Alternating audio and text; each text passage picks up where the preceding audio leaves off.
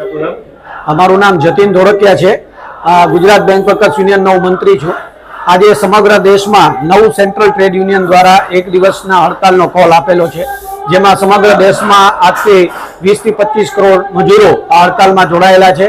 બેન્કિંગની આપણે વાત કરીએ તો બેન્કિંગ અને ફાઇનાન્શિયલ સેક્ટરમાં LIC, GIC અને 11 નેશનલાઇઝ બેંકોના કર્મચારીઓ અને અધિકારીઓ આ હડતાલમાં જોડાયેલા છે।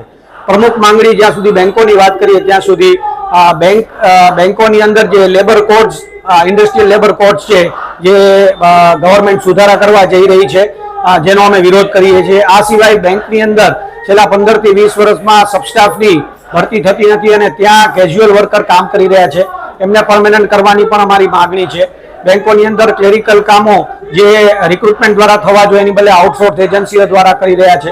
તદુપરાંત અમારી જે જૂની પેન્શન યોજના છે, જે નવા કર્મચારીઓને અધિકારીઓને લાગુ નથી પડતી, એ ફરીથી લાગુ કરવા માટે પણ અમારી એક પ્રમુખ માગણી છે।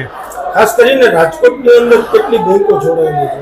રાજકોટની અંદર 11 પબ્લિક સેક્ટર બેંક છે, સ્ટેટ બેંક સિવાયની તમામ બેંકો આ હડતાલમાં જોડાયેલી છે અને આપણે કર્મચારી અને અધિકારીઓની વાત કરીએ તો લગભગ 1500 થી 2000 કર્મચારીઓ આ હડતાલમાં રાજકોટ ખાતે જોડાયેલા છે।